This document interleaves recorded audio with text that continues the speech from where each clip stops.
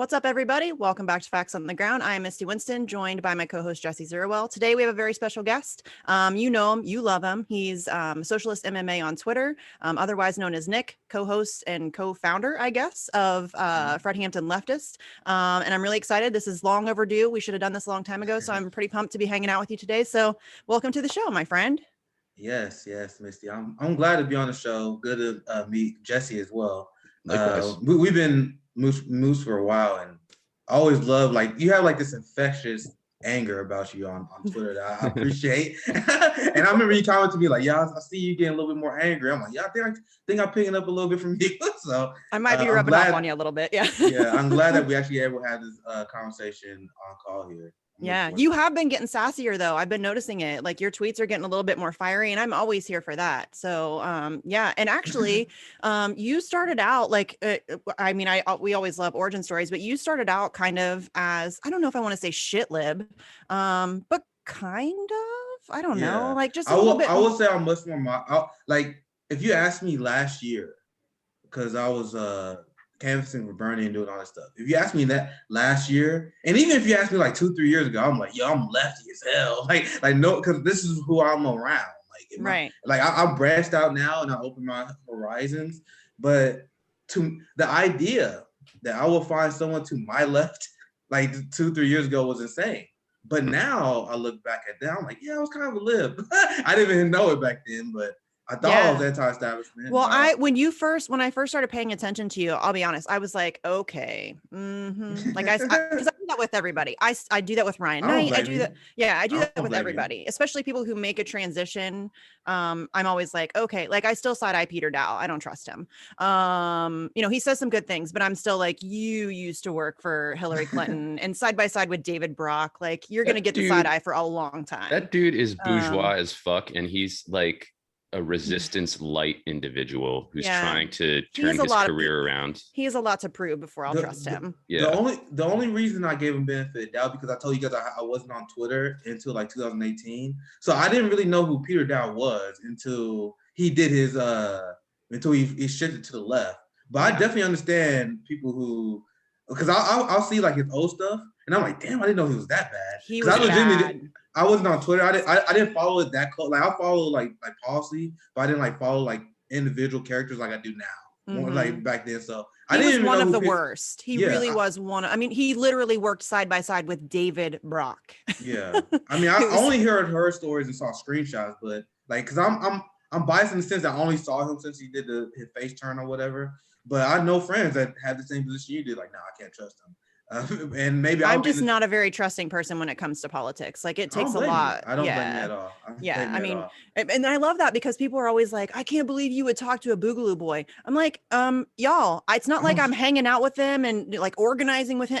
I'm having conversations with somebody I disagree with. I don't trust anybody. Like I don't trust it, you know. Funny you brought that up because the main people who complain about that kind of stuff when you talk to people you disagree with, every time you see them say that, look at the location. It's always the same. Mm-hmm. They're always from New York, California. I'm in Missouri, in a deep red state. Correction. The idea, not New York, Brooklyn. Yeah, exactly. And I'm honest. I've noticed that, like the people who always do this thing where you only can talk to certain people, they in deep blue areas. And meanwhile, people who like me who live in Missouri, I used to sell cars in Kansas. I'm in Kansas City. I'm on Missouri, so I used to go in Kansas, sell cars to these hardcore Republican dudes, and that's when I learned. Like, I honestly learned that, like, bro, I can talk to those people easier than I can talk to the average, like, Amy Klobuchar, Pete Buttigieg, or like the bourgeoisie live. Some reason those same people who get mad at people for talking to like the Boogaloo boy or whatever, it's fine to talk to like these white libs who won't budge on anything. Like, these people are unbelievably condescending, unbelievably racist. Once again, I know because I sold cars to these people for years, and that kind of where I learned like liberals are not the allies that I thought they was when I was live. Yeah. And another thing is, like, I see this whole conversation is deeply unserious because they're like, oh, you wanna work with the Boogaloo boys? So I'm asking, what does that even mean? And I asked them that, and they don't have an answer. It's one of them things that if you overly online, like this is the thing. and I tweeted about this before, the whole red brown alliance, this is completely internet contrived nonsense. Right. And let me highlight why this is, because what's the real life application of what they are implying? So this is why I like to explain it, because I'm a big advocate of ballot initiative, because now I'm at the point right now, we can't rely on politicians to do shit for us. So sorry, can I cuss here? Oh, sorry, I don't want to. Yeah. Okay. No holds barred. So politicians are not going to do shit for us, right? So the only way we can accomplish anything is through ballot initiatives. Once again, I'm in Missouri, so I know we passed a Medicare expansion and we passed medical marijuana, and we increased the minimum wage through ballot initiative in a red state, right? So this is the only way we get effective change. So now let's put on a scenario. I'm gonna use even numbers so you guys can understand. Imagine there is a ballot initiative that would expand Medicaid, something that would help so many people in my family out. Most importantly, my grandma will need a Medicaid expensive massively. You need 1,000 signatures to get this to pass. You have 980 signatures. And then there's a group of 20 boogaloo boys that say, yeah, I'll sign your signature so we can expand Medicaid. Are you, the people who like get mad at you for saying that you want to talk to these people, would they be willing to not take those signatures so you don't get a Medicaid expansion that will save lives because you have this pure, we gotta stand up against the red brown lines. You see what I mean when I say it's a completely internet contrived that it's has no self-defeating too. I mean, do you want to get shit done or not? Because I want to get shit done, and if that means that I have to talk to people I don't agree with and exploit their help to get to the thing that I want done, then I'm willing to do that. I don't understand. Do you just want to sit in your safe space? Like, is that you just want to feel superior to other people? That's part of it. It's the comfort and the laziness and not wanting to have to do the work of read history and analyze history. And so it's easier to invent and attack personalities that fit your worldview of received opinions online than it is to read a book, say, about who was Fred Hampton, what was his life like, what propelled him to the Black Panther activism he was involved in. Why was he murdered in his bed when he was 21 years old? People don't want to do the work on things like that. So they'll label you, Nick, as something. They won't want to do the work on examining what the Boogaloo Boys stand for or understanding that they're a decentralized network of activists. And we're not even saying like join forces with Boogaloo Boys. Yeah, right. As you said, it's easier to just use it's easier to just use a brush to paint people and literally or metaphorically smear them. And what I find interesting is I like to call them the blue-brown alliance because they're the ones aligning with authoritarians. Right? They're the ones who are voting for Joe Biden. That. I mean, there's a blue-brown alliance, not a red-brown.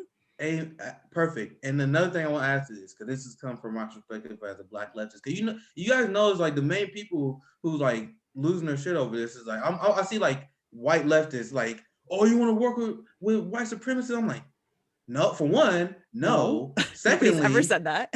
Secondly, as a Black leftist and as a Black man in America, you guys understand now. I'm giving all y'all benefit of the doubt, right? The idea that there's like white like progressives, white liberals who think that I automatically assume they're not racist.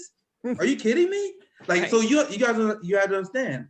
I work on, and most Black Americans work on the behalf that, okay, as long as you are working with me to improve my life, as long as you're not being like openly hostile to me, I give you the benefit of the doubt. So just let you guys know, you getting the benefit of the doubt. I'm not talking about you, Misty. I'm talking about I get the white, the white progressives, white liberals. Like, whenever I communicate with you, that's me temporarily giving you the benefit of doubt because there's nothing that shows that you're not racist. There's nothing that shows that you're not an Amy Cooper style Democrat. Yeah. Because I got stories for you about the racism that I encountered with white liberals my entire life. Oh my gosh. And not just liberals. There's a ton of racism on the left. Yeah. Call out your own people, fams. And listen, I'm not saying I'm like the perfect ally. Of course I'm not. I have plenty to learn. I have plenty to grow. Like I'm not in no way, shape or form perfect. But you know, if you want to address racism and you want to get mad at me for talking to like somebody like Magnus, who's not a racist, clearly is not a racist, but you won't even call out the people in your own circle who are very clearly racist and have racist tendencies. It's so ridiculous. And I noticed there's a very prominent lefty account that was he was friends with the same people who will push the Red Brown Alliance conspiracy theory. I think his name was Socialist Done Left. Like his circle was those same people of people who was like, oh, Red Brown. And he was, I don't know if you followed it, what happened with him, but he was caught saying the N-word, like with it hard ER, and saying hardcore racist stuff about Black people, saying stuff like, oh, we should colonize Africa. He said we should gentrify Africa. This is like, he was saying the most hardcore racist stuff in 2019. AFRICOM is trying to do that right now. Yeah, we're doing that right now. Yeah, it's like, this is not what he was saying. It wasn't like from when he was like 14 and like from 2005. Right. The tweet, the screenshot that was shown for Discord, that was from 2019. So you understand what that means, right? That means he was saying the N-word and saying insanely racist things at the same time saying that we got to vote for Joe Biden because MAGA and Trump supporters are racist. So they said Trump and MAGA is racist. Meanwhile, you, Socialist Done Left, and his friends was apologizing for him who was saying the N-word. And meanwhile, they want me to give them the benefit of the doubt? Right. I also love it when white leftists, I always like to use quotation marks there, but when white leftists try to tell Black people who they can and can't talk to or organize with, or are you fucking kidding me? Like, that takes some balls. Like, that's the height of fucking privilege. And the apotheosis of people like that is somebody like Brian Williams, who will go on his show and literally have an orgasm over missiles being fired from American warships Black and brown people into Syria. Yeah. They're not on the same level as him, but that's the lineage. That's what it adds up to. This they give Glory a lot of shit. Delusion. They give Glory a lot of shit. She's Black and she goes out and this child has gone out and talked to Proud Boys, like at protests, has gone up and started conversations with Proud Boys. She should be commended for doing that. That takes a lot of courage. And if she's willing to do that, then who are you to shit on her? Like, you don't get to tell somebody who I'm a grown ass woman. You don't get to tell me who I talk to. And for me, for white leftists, it's the height of privilege. I've said this a couple of times now. It's the height of privilege to just like wash your hands of racist white people and be like, nope, I'm not dealing with that. I'm above that. I'm not going to talk to them. That's our problem. Like, that's worse. I have the privilege to go into white spaces and talk to those people and try to dispel those ways of thinking. And that's my job. Do that. Like, the idea that you shouldn't do that is ridiculous. Right? I want you to do that. Like, that's so insane. And you said something that I agree with so much, and I cannot emphasize how much I agree with it. When you said, you hate when white leftists try to police like who Black people can associate with. And it's even more crazier than that, Missy. They police what I joke about. Because we recently was talking about like our response to January 6th. And I was laughing, like, it was comical, the meltdown that I received over a simple joke. And the people were like, oh, you trivializing this white supremacist coup of our nation. I'm like, bro, I am Black. And it was a lot of white people that was getting mad at me. Becky Lynch was one of them, who was like, oh, you making light of this white supremacist attempt at the coup. Like, for one, they was threatening the ruling class. And then who is that? Like, bro, called you out? Who called you out?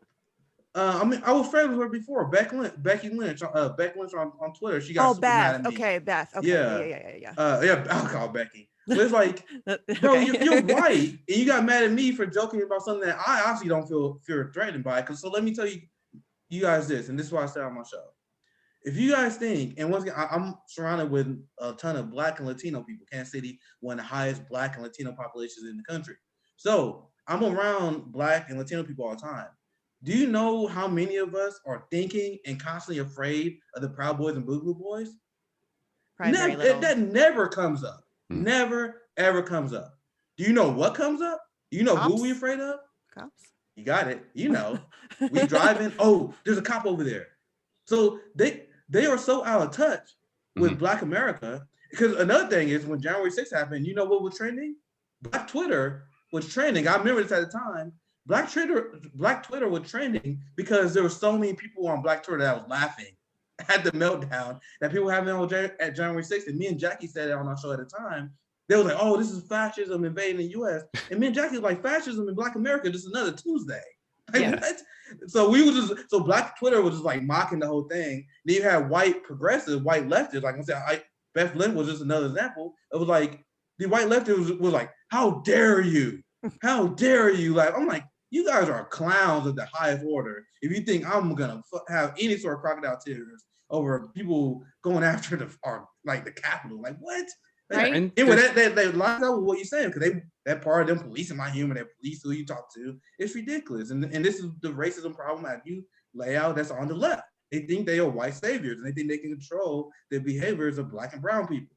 It's right. clear. And again, going back to historical context and knowledge, that's a huge problem too. They don't know anything. People like Beth Lynch 2020 or whatever her handle was, because I used to see it pop up all the time.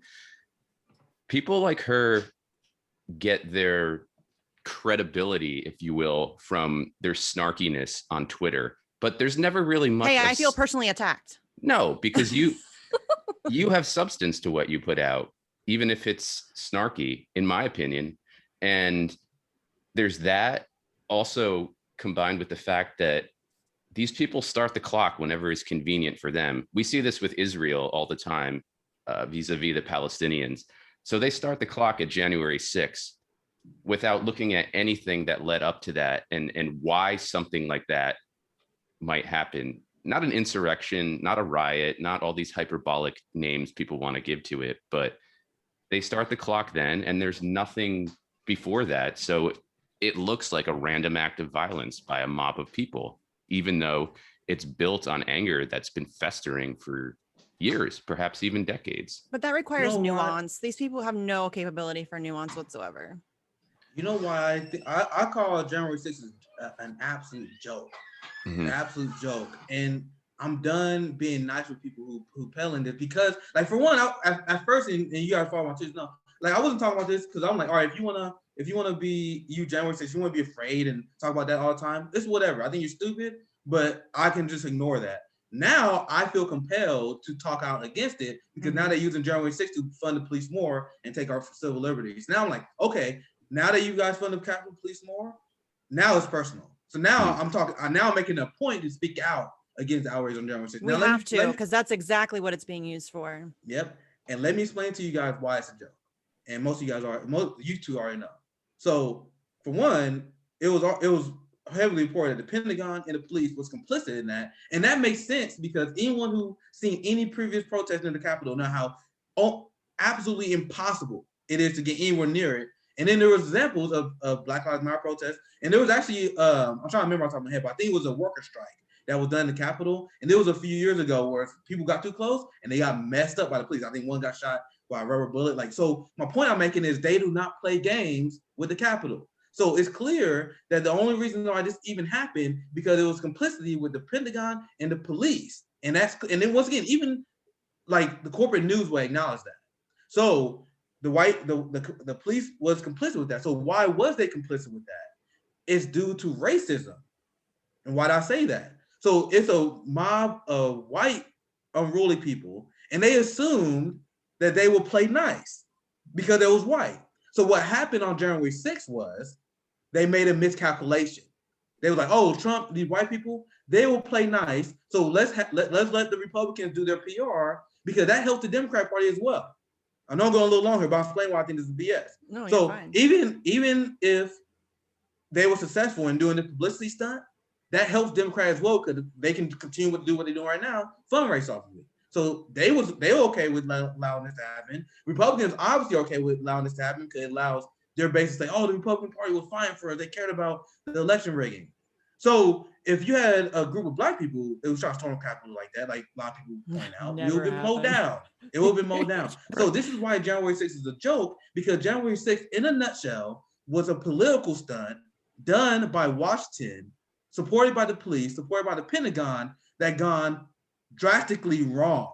And because it went wrong, now they are covering their tracks. That's why they're having such massive outrage over it, because they got to do that to cover their tracks. Well, that's why I showed you that tweet that I put out. I was like, today we learned that if you're white, you can storm the Capitol. Looks at other white leftists. Yep. When are we leaving for DC?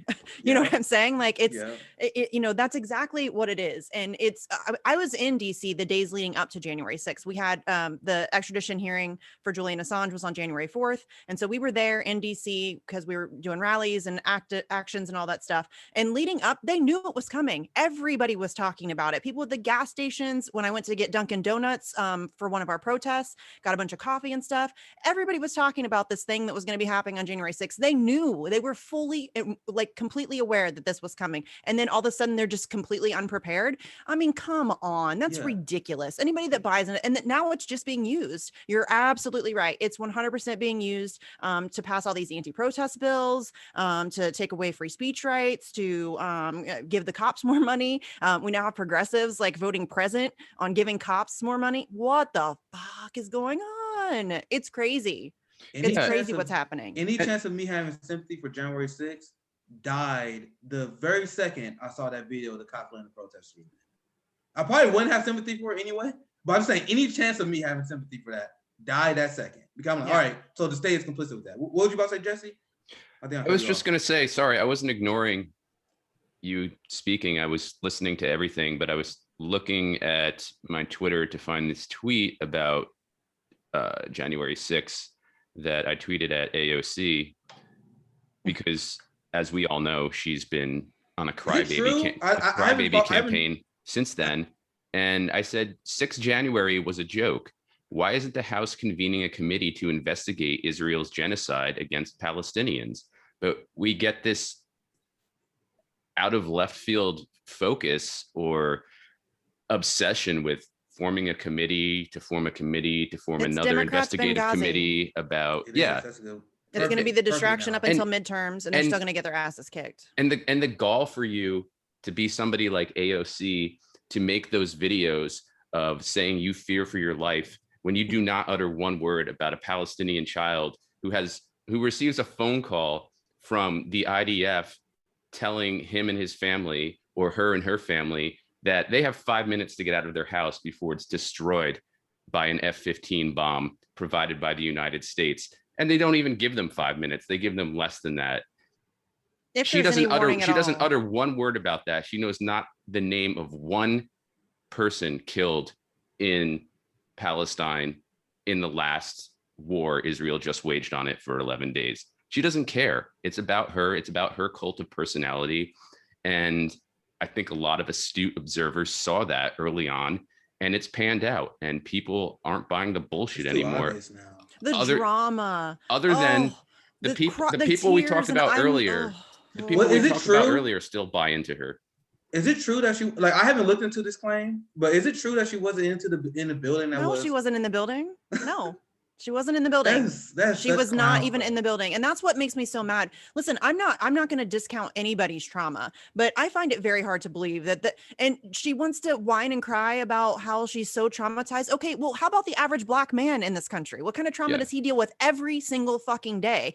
What about poor kids in this country who don't get to eat every day? What about the trauma that they go through? Sorry, I don't feel that bad for you. Like, I really just do not. You weren't even in the same building. And it's become this like dramatic presentation that it's really just being used as a further way for her to boost her brand, and for them to use that as, again, like the Democratic Benghazi. This is just, they want to use this as a distraction because they're not going to do anything for you. So if everybody's focused on this, and if that's what the news media runs with from now until midterms, then they don't have to do anything. Nobody's paying attention, and they're not doing anything. And let me say, as pertains AOC, and this is not to toot my own horn, but just because I think it's a primary example of what we're talking about, and how Democrats, especially the darlings like AOC, are willingly participating in this whitewashing that not only secures their careers, but brings the US government back to the sort of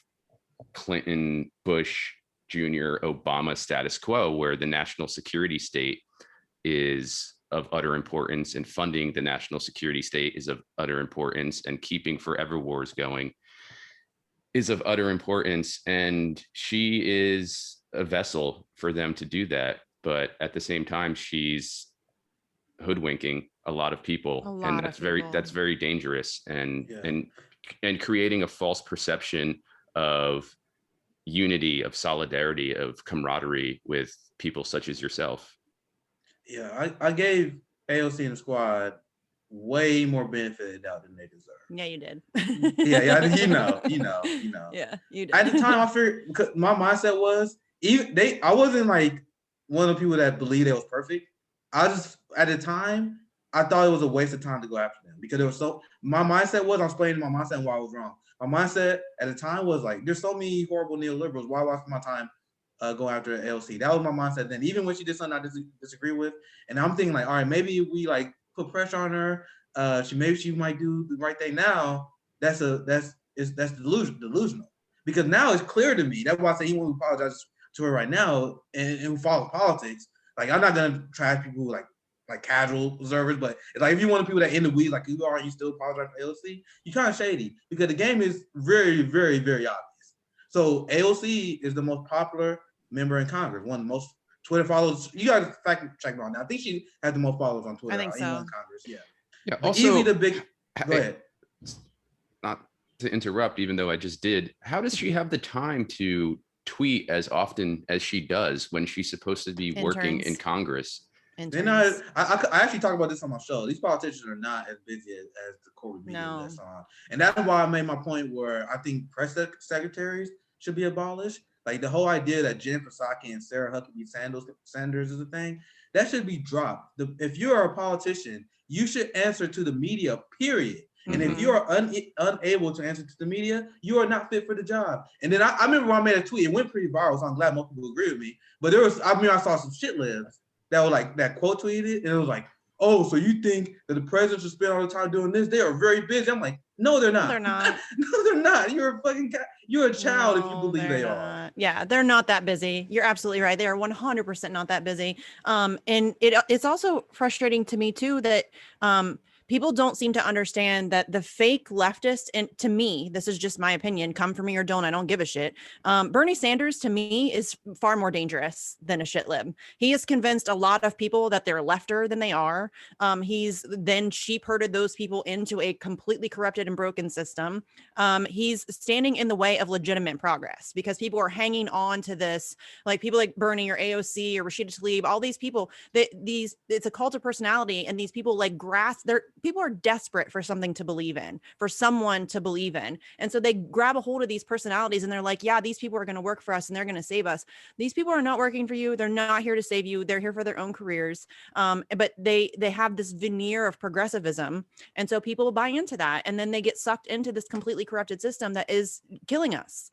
Literally. That's perfectly said. There was a viral tweet. I really wish I remember who said it so I can give them credit, but it was so on the money. They said, Bernie Sanders and AOC did a better job of dragging what it means to be a socialist to the right than they did dragging the Democratic Party to the left. And I'm like, damn, that's spot on. Because what you say is perfect. This is why I've been unbelievably disappointed with them, because you have someone, and the point I was making earlier, that you have AOC who's extremely popular. Bernie Sanders is obviously extremely popular. And whenever people will like apologize for them for not challenging the party, I think even they don't understand the influence that they have. So another example I get to this, like the issue of Julian Assange isn't that like focused a lot, but imagine like AOC and Bernie was like raising this issue all the time. It'll be one of the things that people are like, oh, this is an important issue. So the reason why a lot of people don't see the issue of Julian Assange, the issue of press freedoms, like the Syria bombings, a lot of these things that foreign policy, why the U.S. government has done, because AOC and Bernie, they don't treat it as a big deal. It's just, oh, this is something the government do. No, we can't really fight against it. It is what it is. Yeah, like Bernie's like, Hellfire missiles are good friends of mine. So once I acknowledge this this phenomenon, and I acknowledged this a while back, this is around the time I started turning on Bernie Sanders and the squad, because I'm like, they are okay with getting paid. There's the idea that you don't take corporate money, you're gonna represent the people. No, that's ridiculous. They get paid $170,000 a year. They live a life of extreme luxury that we just point out. They got aides doing stuff for them all the time. They get insane celebrity, and then that $170,000 per year doesn't even factor in the taxpayer benefits they get, like free lunches, free flights. Because I calculate that as income. Anyone who know how economy works, that's income. Like whenever you get benefits from a job, like if your job feeds you, that money you're not spending otherwise on food. Anyway, they have healthcare for life. Yeah, healthcare for life. Yeah. So my thought, and this is why I went wrong when I'm a little bit more moderate. I'm like, all right, if you don't take corporate money, you'd be more likely to benefit the people. But you don't need corporate money. All you need is have that comfortable lifestyle. And then these politicians, like if you're around them, they can be very friendly. Like they can convince you they're on your side. So even if I'm being very nice, they get comfortable. They talk to Nancy Pelosi. Like there was a story with Ilhan Omar. She's taking it easy on Nancy Pelosi because Nancy Pelosi would like call her like every week, like, "Oh, how you doing, Ilhan? We support you, Ilhan." Like there's a whole article that lays this out how like Nancy Pelosi like won the squad over. It's all they're lie artists. That's what I call them. And I've taken that description from a friend of mine, but they're lie artists. They've made an art out of lying and to your face and convincing a lot of people that they have their best interests in mind. So you gotta give me credit, Misty. You gotta give me credit because I can only imagine the amount of people who like unfollowed you or blocked you because your Bernie Sanders tweets. But I was following you, and I'll follow you too, even when I was still even like Bernie. It just I never understood why people worship politicians. So even at the time where I consider myself someone who liked Bernie, I'll read your tweets. I'm like, damn, she got a point though. I can tell you that I have over the past, I would say year or so, I have gotten a lot of tweets like, hey, I blocked you a few years ago because I thought you were too rough on Bernie, but I get it now and I'm sorry. And I get that all the time. And listen, I understand, like I said before, everybody is looking for somebody to believe in. Like everybody's desperate. They are looking for some kind of hope, some level of hope. And Bernie Sanders offered a lot of hope. He lied to you and he screwed you over, but he definitely offered that. So I understand. Like I like totally welcome those people back. I'll follow them. Like we have conversations. It's fine. I'm not going to hold a grudge over it. But yeah, you're right. This whole elevating politicians, they're politicians, like putting them on.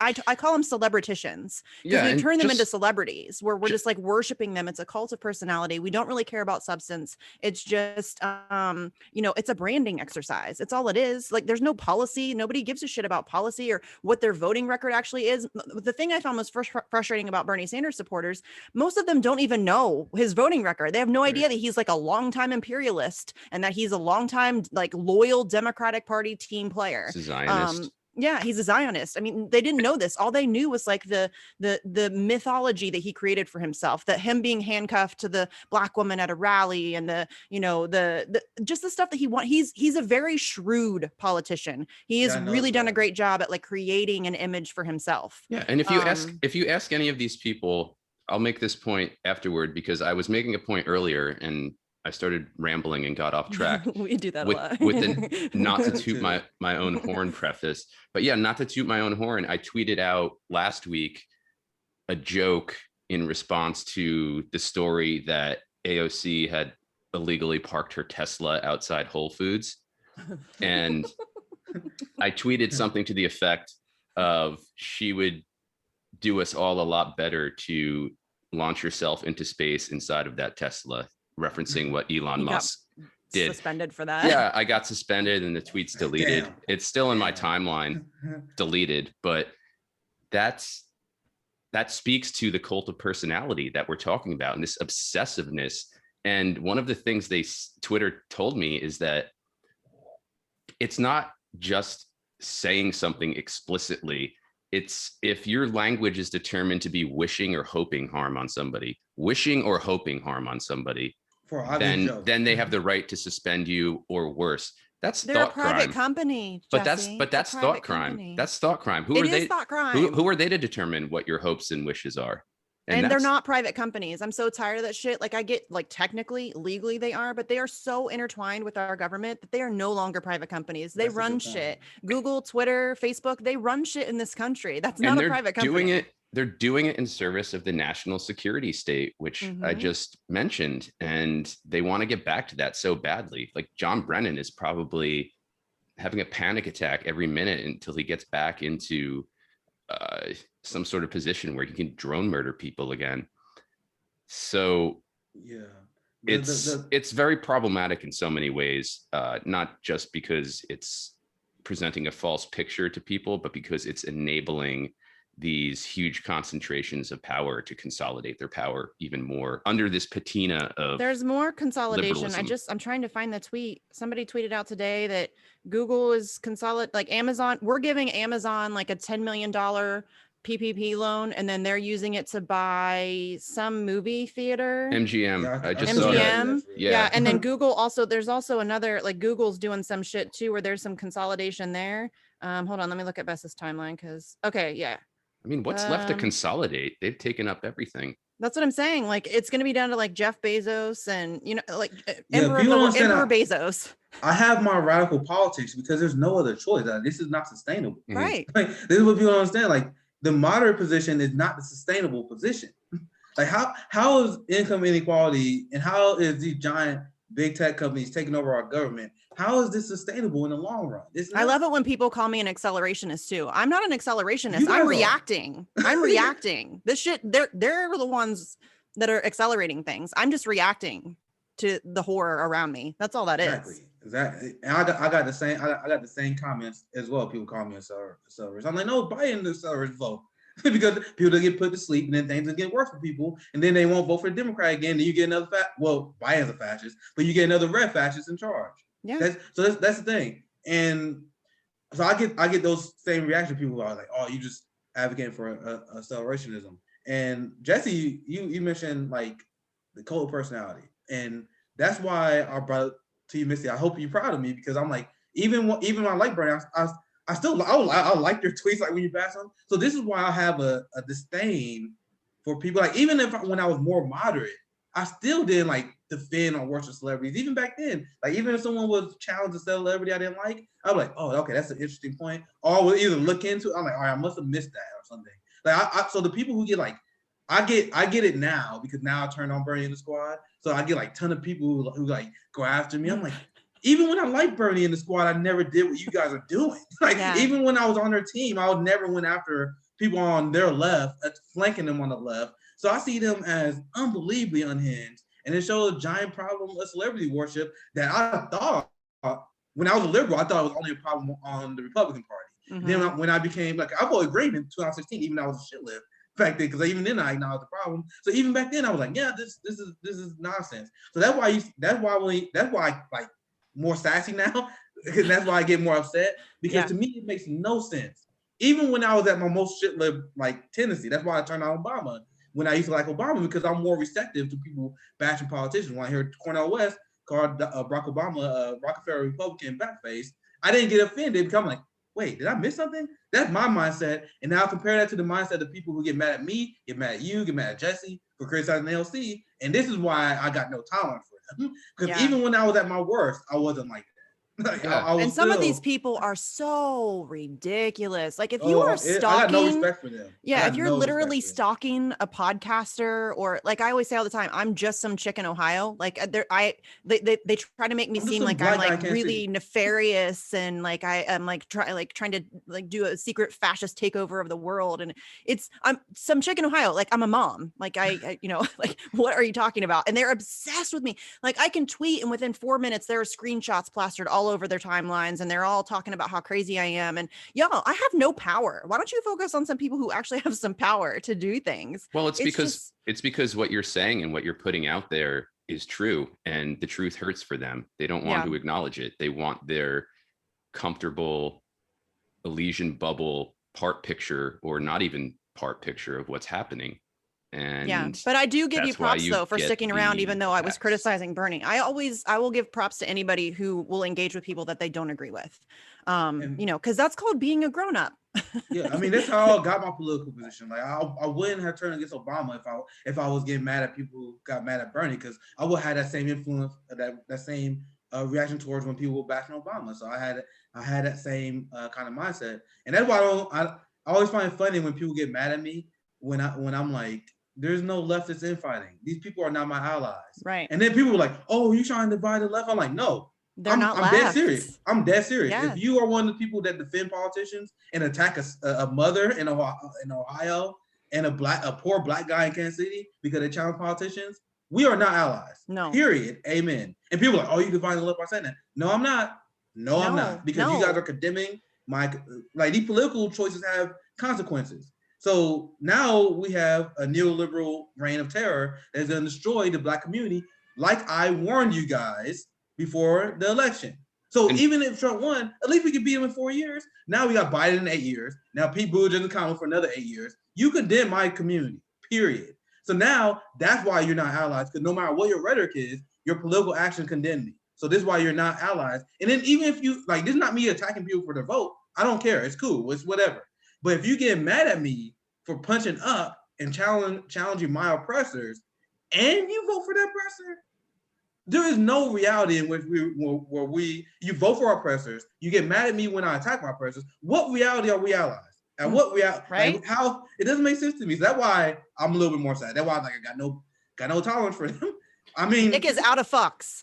Yeah, no fucks given no more. Because like, if you want people that screenshot, like people do that to me all the time. Yeah. And people always tell me, they're like, oh, they talk shit. Bro, when I made my account, the idea that liberals hate me, I was looking forward to. And they're like, oh, they're not liberals. Yes, they are. Yes, they are. Oh, yes, they are. And they get really mad. I'll straight call them. You do it too. I like when you do it. I call them libs right to their face. Yeah. And they're like, I'm not a lib. I believe Medicare for all. Like, bro, you vote for Joe Biden.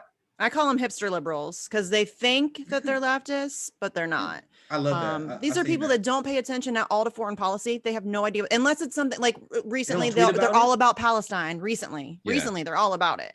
But they normally they don't give a shit. Yeah, it's trendy. Yeah, the way Black Lives Matter in your profile is trendy. Stand up for Palestine is trendy. But go ahead. No, but that's exactly what they do when it's trendy. When they can, when it's a hashtag, then they're all about it. But under ordinary circumstances, they don't pay attention. They don't care that their favorite AOC doesn't have foreign policy opinions, and the ones that she does have sucks. She defers to caucus leadership on coups.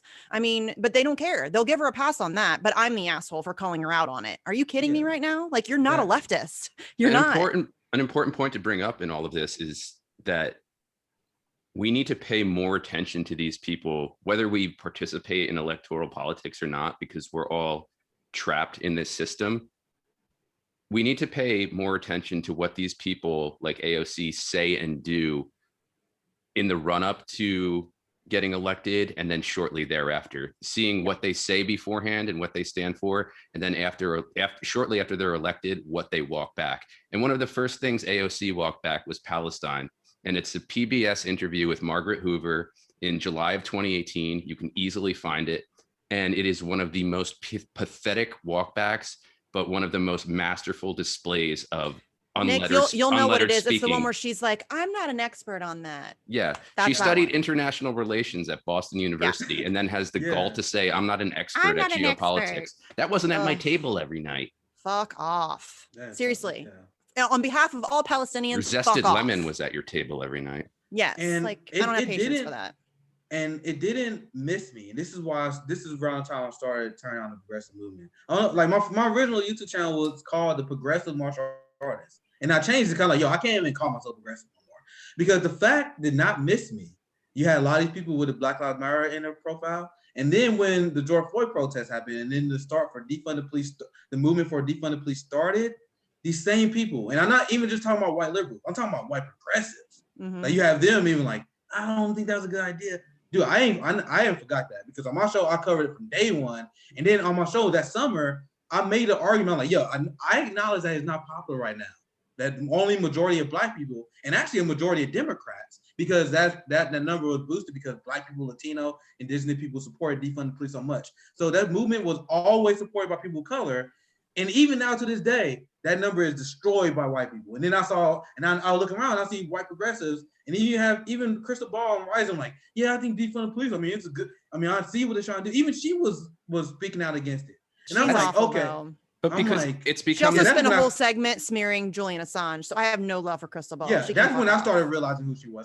Because she was like, I see what she was doing the Democrat Party line when she was like, I know what they're trying to do, but defund the police is actually a bad slogan. Like, and then I don't know if you guys remember. Who gives a shit about the slogan? Jesus, this is coming from two people who dress in probably Armani and Fasanable or whatever the fuck the fashionable brands are for their suits and pantsuits and whatnot. But the point is that they live in the same beltway lap of luxury that people like AOC do.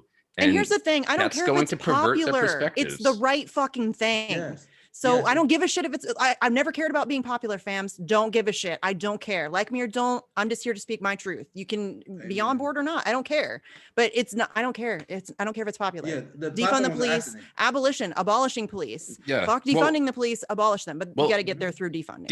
These people like Crystal Ball were, like you said, Nick, initially opposed to defund the police because it seemed too radical. And now they pretend they was all for it now. Yeah, I'll let you finish. Now that it's become, go ahead. Now that it's become safe, their new fear is abolishing the police, which I am fully behind.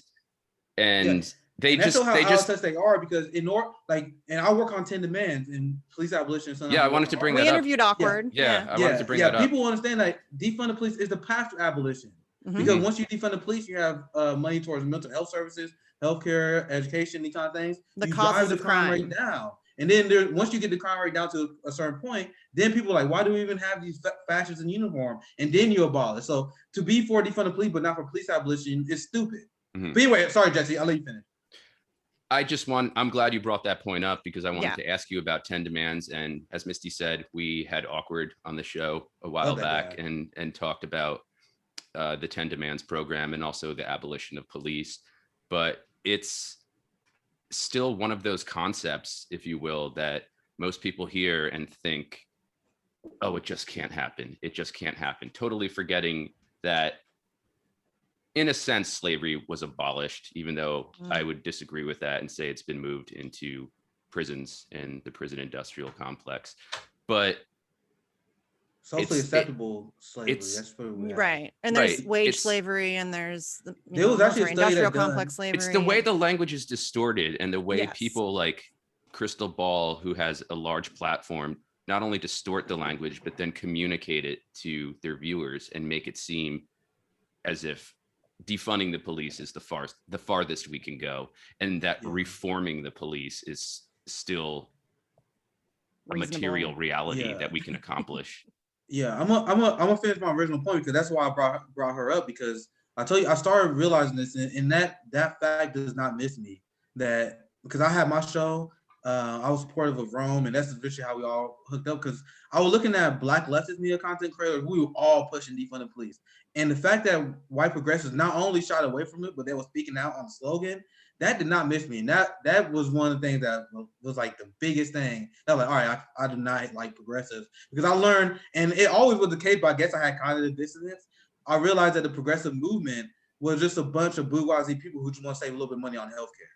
They don't care about state violence. They don't care about foreign policy. They don't care about implications of foreign policy. They don't care about immigration, really. Like, that's what I thought they did, because I did. No. So I guess it's funny that you say that, because I call them hipster liberals. I used to call them liberals that want healthcare, but now I can't, because force the vote, they clearly don't want healthcare.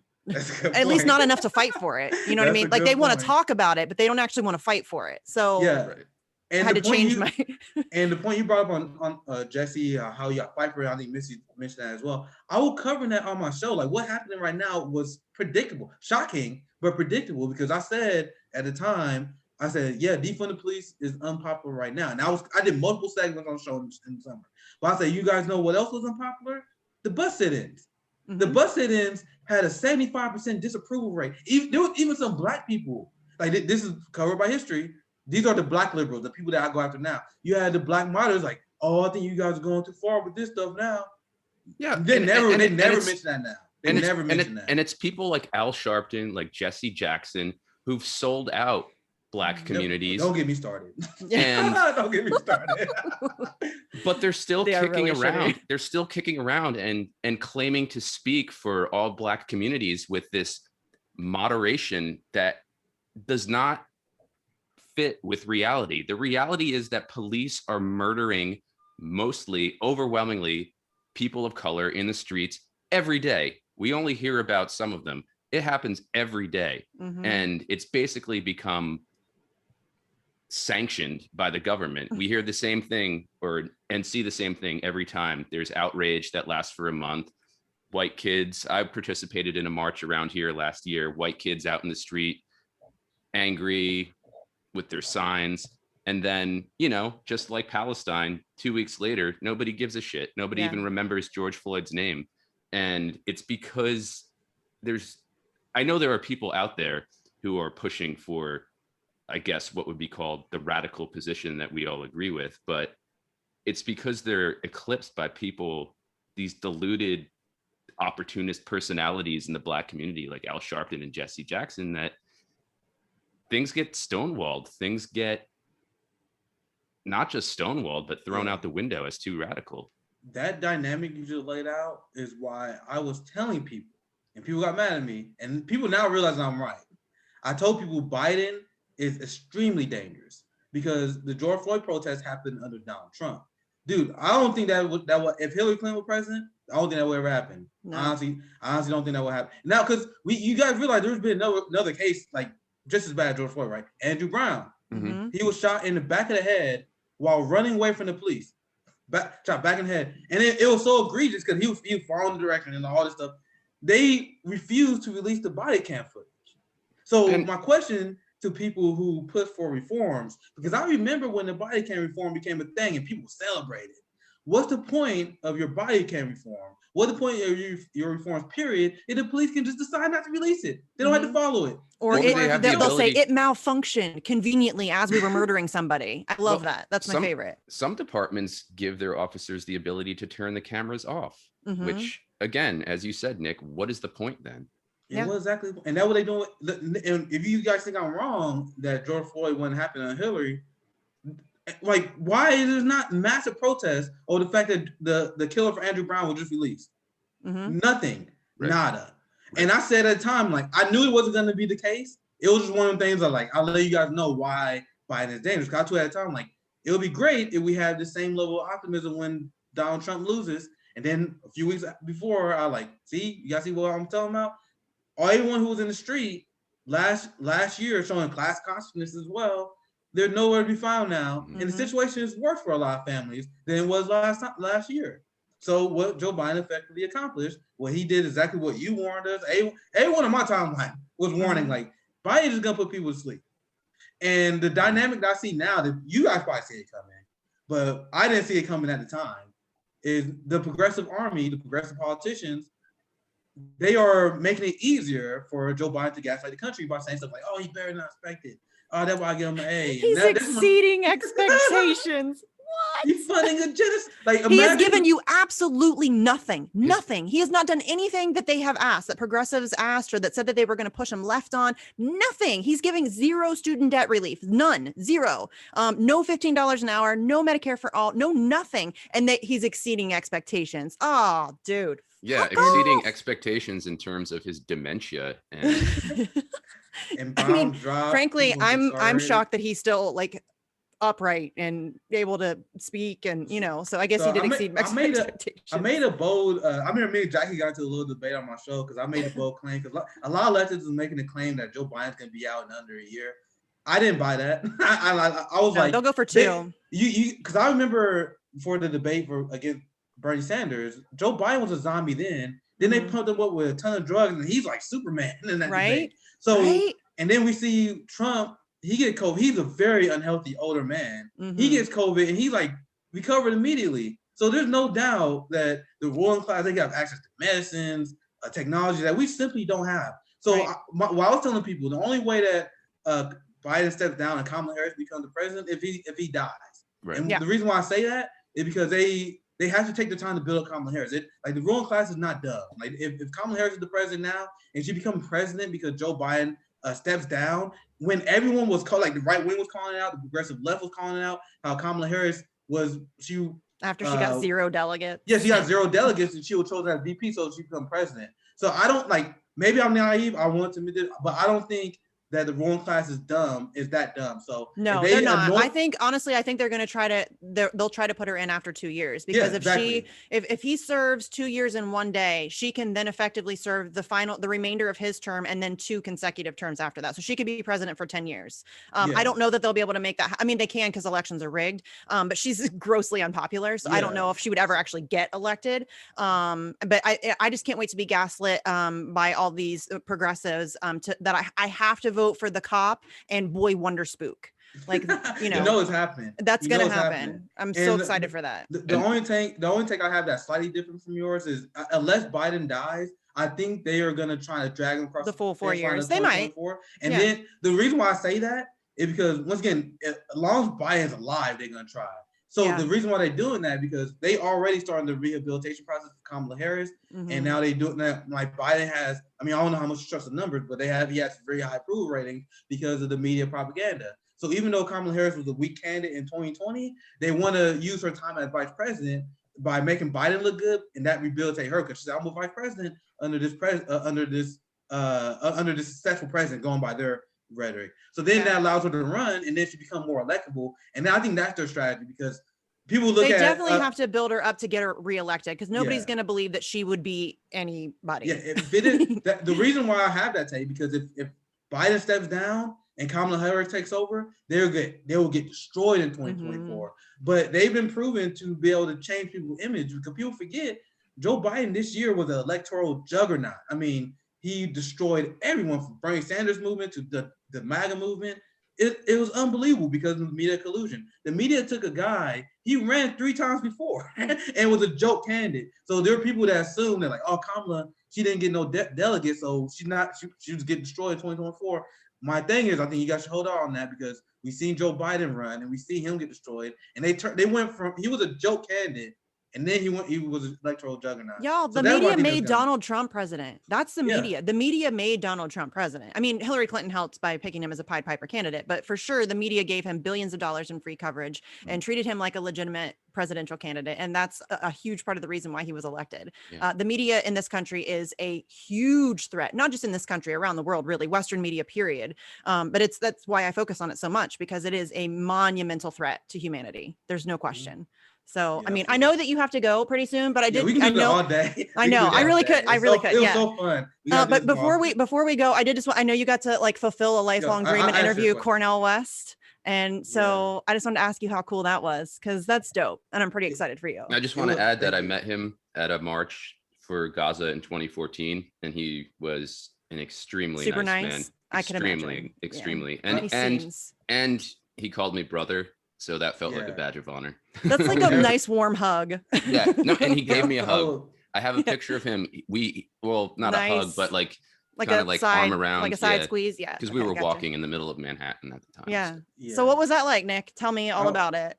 Not all about it, because we only have that long. But just like you said, Jesse, I will never forget like the moment that he called me brother Nick, because I've been waiting for that for a long time. But it was very, very crazy. I was doing one of my streams while I was ranting, and it's very funny because Jackie was in the chat, moderating the chat, and I was like hour and a half in. I'm getting a little bit tired because I've been ranting for 90 minutes, because that's usually what I do. But then I had Jackie like screaming in my comments. I'm like, man, I was talking too long. I went on way too many different rants, because I was like, bro, I still got like 2 stories that I didn't even do in this course of this 90 minutes. And then Jackie in the chat like yelling at me like, finish the episode, finish 2 hours. I'm like, all right, get Jackie bullying me to doing that. I'm glad, and now in hindsight, I'm glad I did. Because if I did, it wouldn't have happened. So about 20 minutes later, about hour and 50 minutes in, I'm literally ready to wrap up, because I'm like, 2 hours, that's good for today.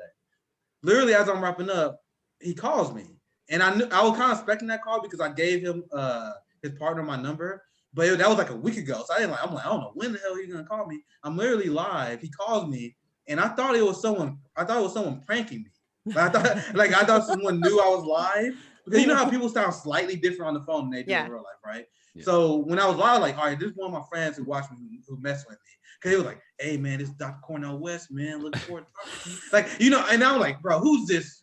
I have my mind, I was like, who's this messing with me right now? And like, you can literally see it in my replay on my live stream. I muted my mic to answer the phone. And then you can literally see me. I'm like, literally talking, like, what the? Then I'm like, hey, guys, this is literally Dr. Cornel West on the phone. And he's such a brilliant guy. And he decided to, I'm like, yeah, I'm actually live right now. You want to hop on? He's like, yeah, let's do it. So it came out of nowhere. It was super cool. He was super patient with me as we got everything set up. And I was like, I went from being super tired. I was telling Jackie, like, I've ate like almost all day since I've been fasting.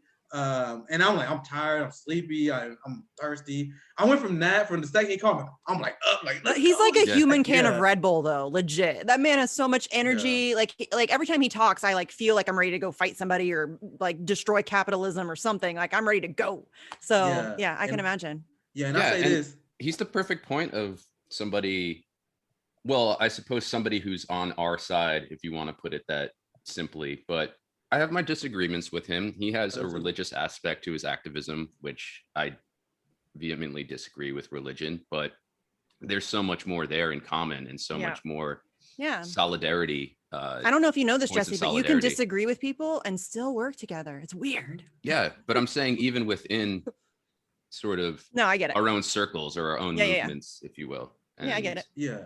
And I'll say this about Dr. Cornel West. And the reason why it was an honor to talk to him, he like, I'm not joking when I say he probably played one of the biggest roles in my political development, because I remember the BET like debates they would kind of have. There was a big. This is how I learned who Dr. Cornel West was. He had a big feud with Michael Eric Dyson.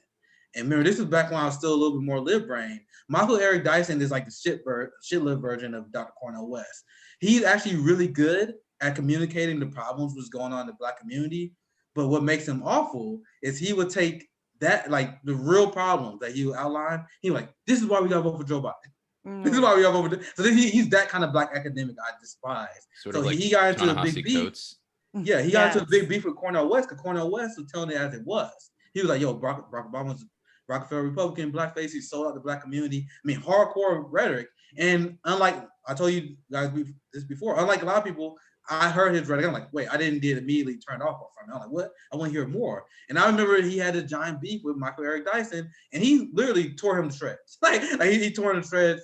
It wasn't like a face-to-face debate. They like wrote counter op-eds against each other. It was like a big beef that people in the Black community was covering. And Cornel West torn to shreds. And I know because I liked Obama at the time, and then he's the one that peeled me away. He's the one that destroyed the kind of distance, because I was witnessing that beef with an open mind. Like, because I liked Eric Dyson at the time too, because I was shit-lib. So I was like, all right, who's right here?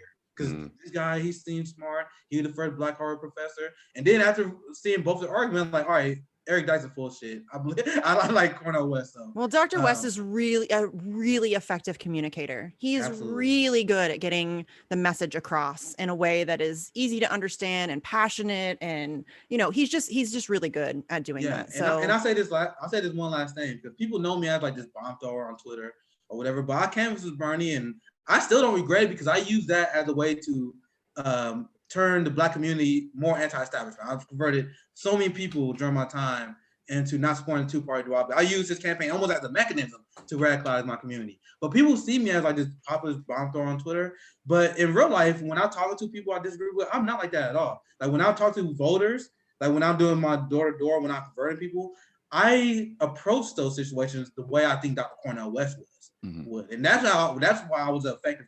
I was a very effective canvasser, because he taught me how to communicate with people in politics. So people just assume I'm just like this. I guess I am angry, but they just assume I'm like this guy who can't talk to people I disagree with. That couldn't be further than true, because I take the Cornel West approach, where I'm like, all right, I know you, I assume you argue in good faith, and he pretty much just taught me my approach on how to win over people. So once again, much love to the guy. I'm glad I had a chance to talk to him. Yeah. Well, thank you for coming on and telling us about it, because it was a really awesome interview. I bet that I would have been like super. I get really nervous when like we interviewed Vanessa Beeley, and I love her, and I was like, oh my god, it's Vanessa Beeley. But yeah, so I get really nervous about it. But you did great. So I was super nervous. Like when I secured the interview, because when I tweeted, like honestly, I should have waited a little bit, because I remember when I first got the confirmation. They were like, yeah. She was like, yeah, Cornel West said you come on. And I like tweeted immediately. And I'm like, and then people like messaged me for like a week, like, when is he coming on? Like, but you get excited and you have to tell people, like, but I get that. But the reason why, like, the interview was pretty simultaneous, because like I said, I just finished a live, and I didn't have an interview planned. But I looked up the Cornel West so much, I knew exactly what I was going to ask. Right. I had no. You've been prepping for that your whole life, homie. I had no prep time for that interview, but I already knew, like, just like you said, it was like a lifetime. I already knew exactly what I was going to ask him. I asked, like Jesse said, we had disagreements. I asked him about how he feel about the lesser two evils. And people think like just because you disagree with these things, you should hate each other. Like I gave my point of view, And this is why I still like Cornel West, even though he voted for Biden, because my problem with Biden voters, I don't go along here, but I'll finish this last thought. My problem with Biden voters wasn't that they voted for Biden. My position was vote wherever you think is best for your community. My problem with them was when they lied about him and when they try to make me vote for him. And I don't know how you guys think. I didn't get that impression from Cornel West. I asked him about why he the lesser two evil. He's like, I feel like I stand up against fascism. And I think I'll just, at the end of the day, Trump is too unhinged. And then I shared with him my point of view, where I think Black people need to find a way to leverage their votes. And you know what happened after we had a disagreement? We were like, yeah, that makes sense. And then we moved on. Like, it's not that big of a deal. Yeah. People act like it's a big deal. It was a slight disagreement. We understood where we was coming from. And they were like, yeah, that makes sense to me. And then it was it. It's amazing how that works, right? Anyway, like I said, we can talk about these things all day. We could. I would love to have you back on. Like, I mean, we gotta make this a thing. Like you're one of the people that's on my list of I have a list. We have a list too. You want to be like we had the conversation on FHO as well. Trust me. Yeah. Well, I can get you on Bitch too. I think I'm booked the next 2 weeks, but I can get you on Bitch. That's always fun. Yeah, it's shame on Howard. Like I said, this is fun. It was really fun conversation. Okay, well, cool. We'd love to have you back. Do you want to tell everybody where they can find FHL? And I mean, I'm sure everybody knows where you're at on Twitter and stuff, but just and we'll link all the stuff too. But just give everybody a little closeout. Yeah, I'm Socialist MMA on Twitter. Most of you guys know me as that. Also Socialist MMA on YouTube. I haven't uploaded for a while because I've mostly been focusing on Fred Hampton Leftists and developing that. But yeah, Fred Hampton Leftists on YouTube, on Twitter. We're on Twitch as well, and we also about to be on Rockin' very soon. So we got a lot of different platforms we're going to be on. So keep supporting the show. We only launched 2 months ago, so I'm blown away with. And you guys are killing it. It's a great show. Yeah. I love that everybody has their own. It's like a bunch of different perspectives. You agree, you disagree. Everybody's got their own thing, and I love that. I think we need more voices. So I'm super pumped about the show. Thanks for coming on. Again, we'd love to have you back anytime. Thanks everybody for watching, and we'll catch you next time.